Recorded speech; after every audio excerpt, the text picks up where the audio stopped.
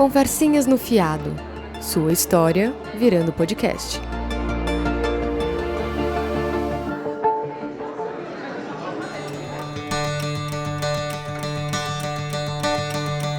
Tina, sejam muito bem-vindas ao nosso podcast Conversinhas do Fiado.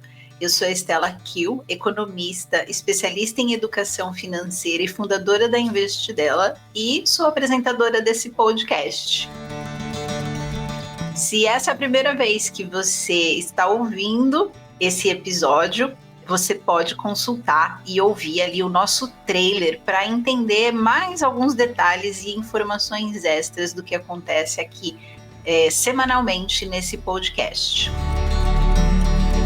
Não esquece de tirar uma foto bem bonita de onde você está ouvindo esse episódio hoje e marcar a nossa hashtag Somos Todas Tinas e o perfil da Investidela lá no Instagram.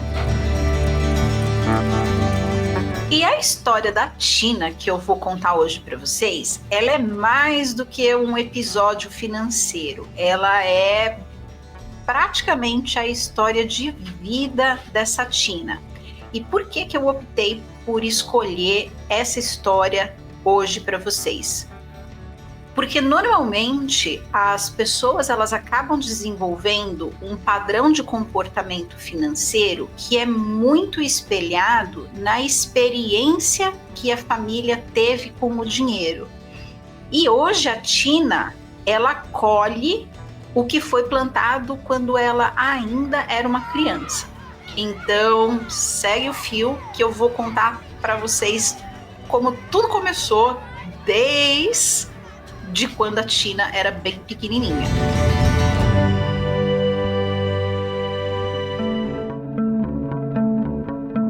A Tina me disse que a família dela vivia numa situação assim de bastante conforto financeiro. A mãe, ela era enfermeira numa época em que normalmente as mulheres não trabalhavam fora, as mulheres eram donas de casa, então elas tinham essa questão do trabalho, do cuidado não remunerado, né, para cuidar dos filhos e cuidar da casa.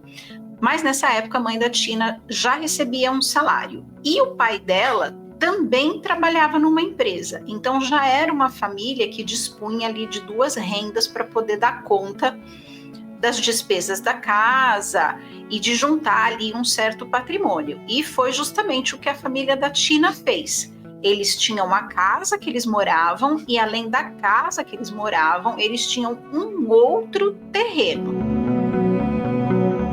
Nesse período, o pai da Tina, ele acabou sendo demitido da empresa que ele trabalhava. E foi nesse momento que a história da família começou a mudar.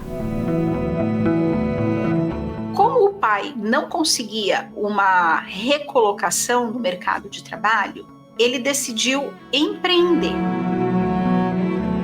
A história do empreender aqui no Brasil é realmente muito presente na nossa cultura, o empreender por necessidade.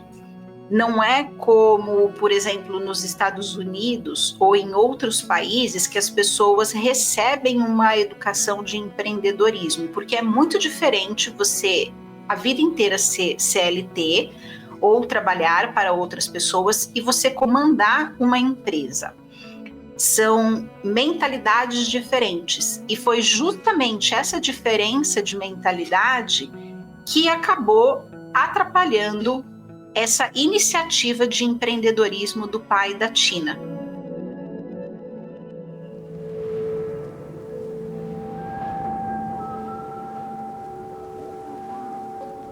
O que ele fez? Qual foi a estratégia que ele usou? Ele pegou esse segundo imóvel que a família tinha e comprou um mercadinho. Sabe o mercadinho desses locais que a gente tem no bairro, que vende coisas mais de emergência, que não é para a gente fazer a compra ali do mês?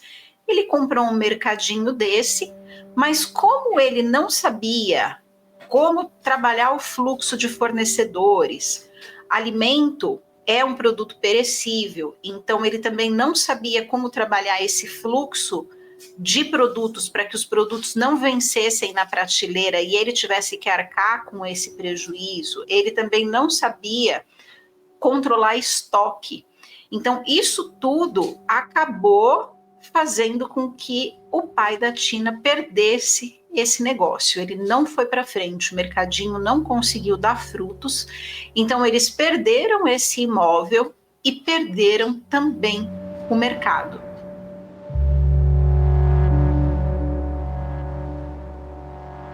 E eles tinham um padrão de consumo relativamente alto, já que eles estavam acostumados com esse conforto financeiro que tanto a mãe quanto o pai traziam. E eles mantiveram esse padrão de consumo, mesmo com essas mudanças financeiras acontecendo ali na casa e na família, mesmo com os anos passando e a situação financeira não mudando para melhor, né? A lembrança que eu tenho era que, assim, eles ganhavam muito bem, mas, assim, o que ganhava, gastava, assim, entendeu? Não tinha uma reserva.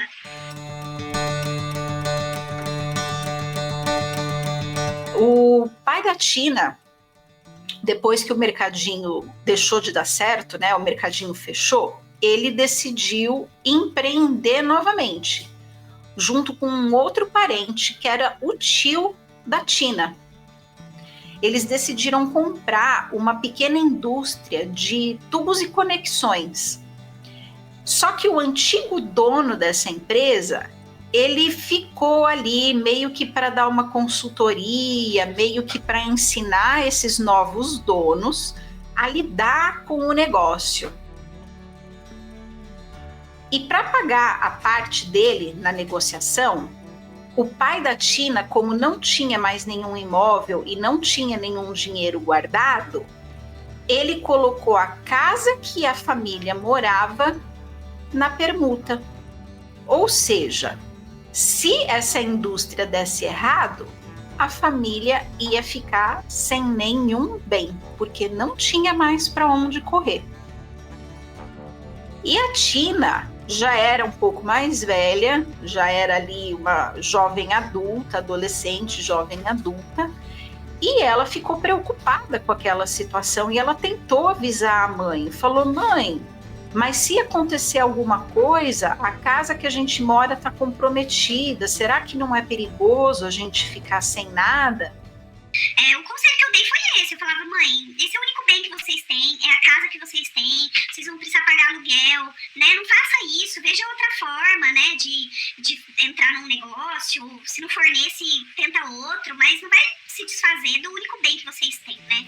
A mãe da Tina, ao invés de ouvir o aviso da filha, foi conversar com esse tio que estava entrando ali de sócio junto com o pai da Tina. E o tio, ele garantiu que se tudo desse errado, que essa empresa ela ia poder ser vendida.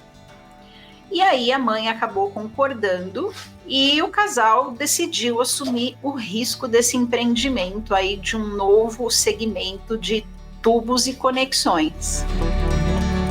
Mas a gente só vai descobrir o fim dessa história aí no próximo episódio.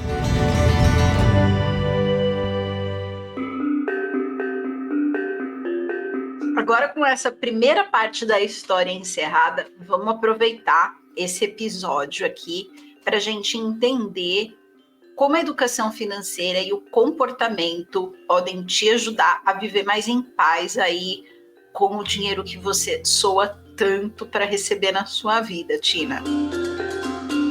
A primeira coisa que vem lá do comecinho da história da Tina de hoje é justamente essa questão do conforto financeiro. As pessoas, elas têm dificuldade ou não têm ainda uma cultura desenvolvida para pensar o dinheiro a longo prazo. Então, eu vou falar isso hoje e vocês vão me ouvir falar sobre isso muito provavelmente diversas vezes ao longo de todo o tempo que esse trabalho estiver sendo desenvolvido. Porque a nossa renda hoje, ela não serve só para nós hoje. Ela precisa ser pensada para os nossos projetos atuais, mas ela também precisa ser pensada para os nossos projetos e para a nossa vida no futuro. Porque, em teoria, não vamos trabalhar até o último dia das nossas vidas. Então, como que eu faço para pensar o meu ganho hoje, de maneira a suprir todas as minhas necessidades ao longo de toda a minha vida e ao longo das mudanças que vão acontecer ao longo dessa vida? Então, se você não sabe fazer esse planejamento, você pode recorrer a um serviço de planejamento financeiro, ou você pode começar a estudar sobre esse tema no YouTube, por exemplo, que é uma plataforma que tem muito conteúdo gratuito, mas é muito importante que você comece a fazer esse planejamento e comece a ter essa mentalidade de longo prazo. No caso aqui da Tina, um erro clássico que aconteceu foi que a família, ela tinha um padrão de consumo que era no 0 a 0 ali com a renda, ou seja, tudo o que o pai e a mãe recebiam era gasto. Qual que é o padrão correto, o recomendável para a gente conseguir fazer esse planejamento ao longo da vida? É você gastar menos do que aquilo que você ganha. Então, para a gente dar um exemplo numérico extremamente genérico aqui para deixar claro o que eu estou tentando explicar para vocês. Se a renda é de R$1.000, eu preciso viver, por exemplo, com 800 e gastar e guardar esses 200 num investimento, ou, dependendo de como você pensar seus objetivos, em mais de um investimento. Mas a ideia geral é essa: eu não gasto tudo o que eu ganho, eu sempre gasto menos e guardo uma parte. E não é guardar aquilo que sobra, você tem que tentar guardar antes mesmo de você começar a pagar as suas contas, porque senão você sempre vai esperar o final do mês para guardar, você sempre vai encontrar um consumo diferente e nunca vai fazer com que o seu patrimônio guardado aumente. E isso dá uma sensação de frustração muito grande. Então, sempre pense nisso. Você primeiro guarda o seu dinheiro para depois você pagar as outras contas. É importante também a gente pensar em outros tipos de investimento. Por exemplo, o pai da Tina, quando ele foi demitido, ele não tinha nenhum planejamento de seguro, nenhum planejamento de previdência. Ou seja, ele foi demitido e o dinheiro que ele recebeu, ele investiu 100% no mercadinho, e quando o mercadinho não deu certo, eles ficaram completamente descobertos. Então, um seguro, por exemplo, de vida, ou um seguro previdenciário, ou alguma reserva financeira, poderia ter ajudado a família a se reestruturar frente a essa demissão que o pai, que correspondia ali a 50%, imagino eu, da renda da casa, ficou, né, faltante naquele momento delicado ali da vida dele. Então não tinha como cobrir isso. Por isso, o planejamento também tem que pensar nesses imprevistos que podem acontecer ao longo da vida. Com relação à parte de empreendedorismo, já fiz alguns comentários sobre a questão da mentalidade, que é importante se desenvolver para você ter um negócio, mas não só isso. Quando você vai entrar num ramo de negócio, se você não é especialista naquela área, você precisa ter algum estudo prévio, ou você precisa ter alguém dando um acompanhamento, dando uma assistência, até que você pegue o jeito. Sabe mais ou menos como você entra num emprego novo, que você não sabe exatamente como que a coisa funciona ali dentro? Você precisa de alguns meses até se acostumar? Quando você está empreendendo, essa curva de aprendizagem, ela também existe, mas em muitos casos ela é até mais longa, porque além de você ter que dominar uma nova área de negócio, você tem que entender como funciona a parte de RH, a parte de tributação, a parte de legislação, como lidar com o cliente, como vender. Então, são muitos conhecimentos que a pessoa precisa desenvolver, enquanto ela também está preocupada em ganhar o seu próprio sustento. Então, é muita coisa para a pessoa lidar de uma vez só. Então, se você está pensando em empreender, mesmo que seja por necessidade, busca ajuda. Para as mulheres, um local que é muito atuante e que vai fazer muita diferença nesse seu projeto é a Rede Mulher Empreendedora. Você consegue fazer cursos e mentorias usando a internet e são gratuitas. Então, é uma fonte de conhecimento muito grande e você pode sempre recorrer a elas. E para quem não quer recorrer à Rede Mulher Empreendedora ou prefere um atendimento presencial, você pode também procurar o Sebrae. O Sebrae é uma instituição que é sempre voltada para melhorar e fomentar o empreendedorismo no país. Então, também é uma instituição muito séria que vai te apoiar aí na sua jornada.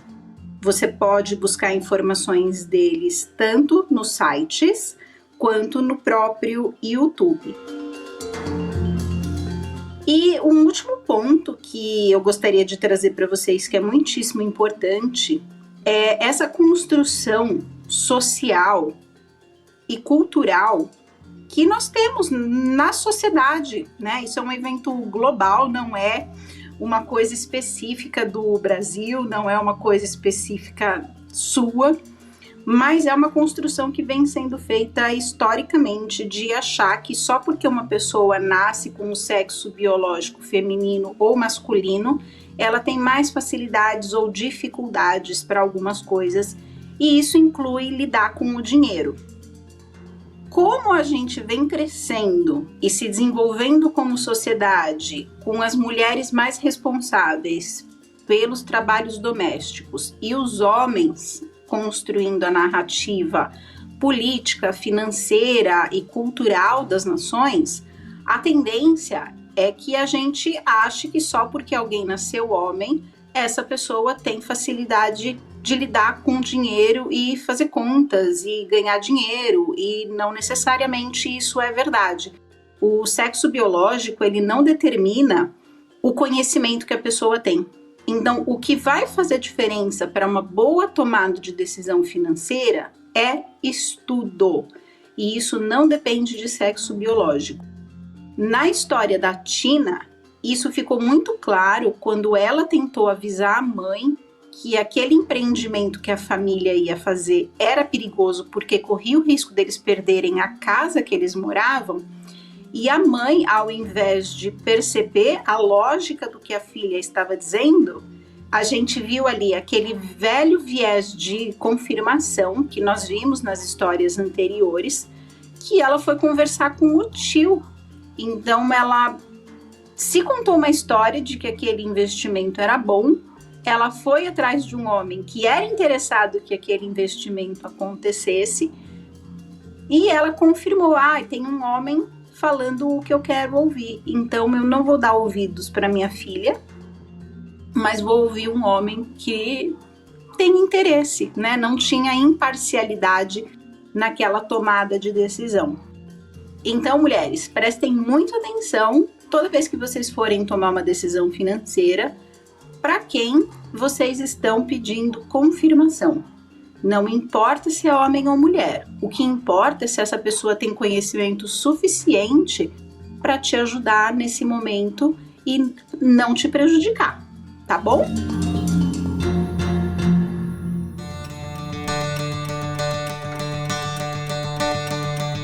Então, essas são as informações que eu queria deixar hoje para vocês. Fico aguardando os comentários lá no post do nosso Instagram desse episódio. E se vocês forem comentar qualquer coisa sobre as decisões que foram tomadas ao longo dessa história, não se esqueçam de ter muita empatia porque a gente já sabe que lidar com dinheiro é uma coisa que impacta bastante a nossa saúde emocional, e a ideia é a gente formar uma rede de apoio e não só crucificar as pessoas. Então, tenham respeito para fazer ali os seus comentários. Eu vou deixar algumas sugestões de leitura para vocês também na descrição do episódio. É um livro sobre economia comportamental, que é o Misbehaving, A Construção da Economia Comportamental, do Richard Thaler, e o Rápido e Devagar, que são duas formas de pensar, do Daniel Kahneman. Se você quiser também mandar a sua história, eu vou deixar o link do site da Investidela. Na aba Podcasts, você encontra o formulário para escrever aqui para gente. E não esquece de sempre marcar a nossa hashtag SomosTodasTina para a gente poder te achar lá dentro do Instagram. E eu deixo meu grande beijo e nos vemos na próxima semana.